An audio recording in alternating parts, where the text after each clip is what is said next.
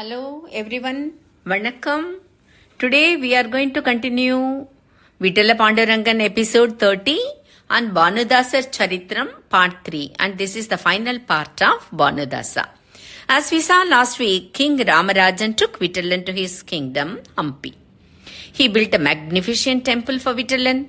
Every morning the king would bathe in the Tungabhadra river and performed puja to Vitalan with great devotion. Here in Pandharpur, the devotees were very sad without Vitalan. What is this funny story? During the Ramayana period, both avatars existed at the same time. Parshurama also existed and Rama also existed. If it is possible to have two avatars at the same time, why can't Vitalan also be in Pandharpur and the temple built by Ramaraja?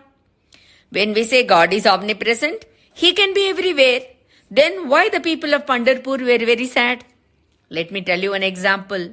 You keep a very beautiful small idol of your favorite deity in the puja room of your house and perform puja daily.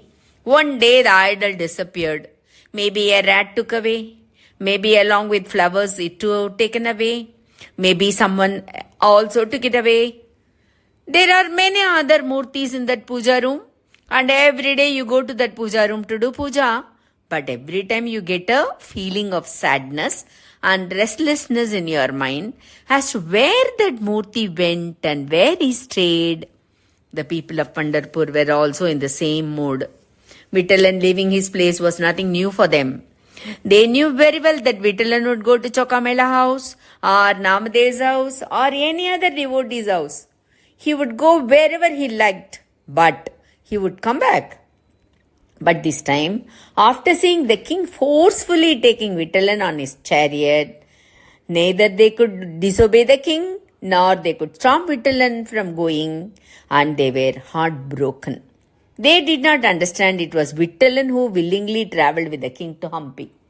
Hearing the matter, Bhanudasar came to Pandharpur and saw the grief of the people. He said that he himself would go directly to the king and bring Vitalan back. At that time, walking was the norm. Hampi is in Karnataka. The distance between Hampi and Pandharpur is about 340 kilometers. So Bhanudasar walked as fast as possible and finally reached Hampi to see the beautiful, magnificent temple of Vitalan. Only after king performed puja, others could enter. Many gods guarded the temple. Bhanudasar entered and had darshan of Vitalan. He asked in his mind, Vitala, what kind of a game is this and how can I talk to you? By that time the god reminded him and he quickly left the place.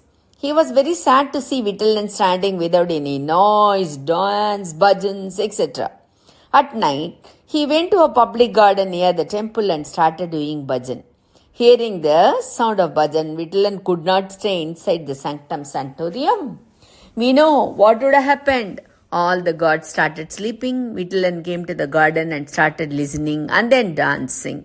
Hearing the dancing sound, Bhanudasar opened his eyes. He was not surprised but very happy seeing him there. He asked Vitalan to return to Pandharpur. Vitalan said, This king is very pious, but he is a bit arrogant. It is my duty to fulfill the wish of my devotee. So I fulfilled his wish for a while. The time has come for him to learn politeness and lose his pride. So don't worry and go back. Then he put the Tulsi garden on Bhanudasar's neck. Knowingly, along with Tulsi garden, he put Navaratna necklace also. Bhanudasar did not notice that. He also decreed that this garland should never be taken off. Both happily went to their places. As always, the next morning the king came to perform the puja. He saw that the Ratnaharam was missing from Vitalan's neck. On questioning his guards, he learnt that only one new person had turned often and looked back at Vitalan. The king ordered to search for the man immediately. But where did Bhanudasar hide? Without knowing all this, he was on the banks of the Tungabhadra river to bath. The guards immediately arrested him after seeing the jewel around his neck. Even Bhanudasar did not know the reason for his arrest. Then he learned the reason from the guards. The matter was told to the king. Theft was one of the 5 evils and the maximum punishment be given, that is, death sentence. Without seeing Bhanudasa, without doing proper investigation, the king came to the conclusion he was guilty and the maximum punishment was given, that is, death sentence. Bhanudasa was not shocked.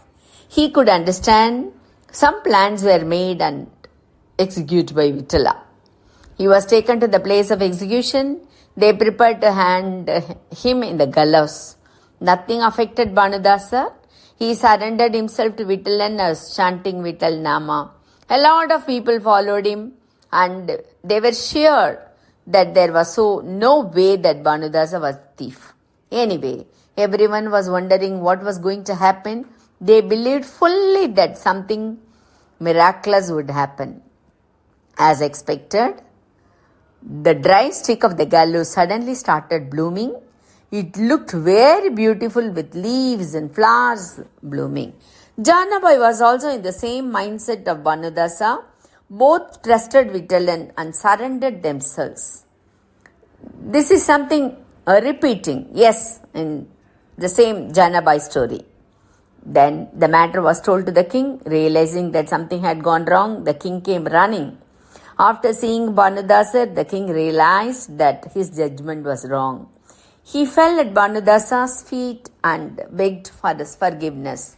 The God who forgives anyone who speaks to him in a hurtful way, but he never forgives anyone who hurts his devotees.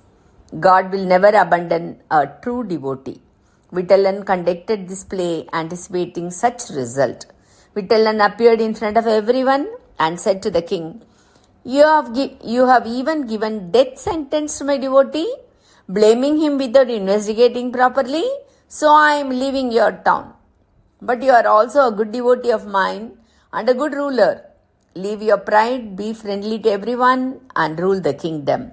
I'll always bless you and your country. The king realized his mistake and could not say anything further. He sent them safely, putting them in his chariot. The whole Pandharpur was so happy and eagerly waiting for Vitalan's return. They thanked Bhanudasa for his achievement. Now Vitalan came to his original place. Vitalan was now ready to bless and give boon to Bhanudasa. Bhanudasa's achievement spread everywhere and people understood his greatness. Bhanudasa did not accept any boon, but he requested that in future, wherever I am born, whatever the caste it be, I must be born as your devotee. I should never forget your Nama.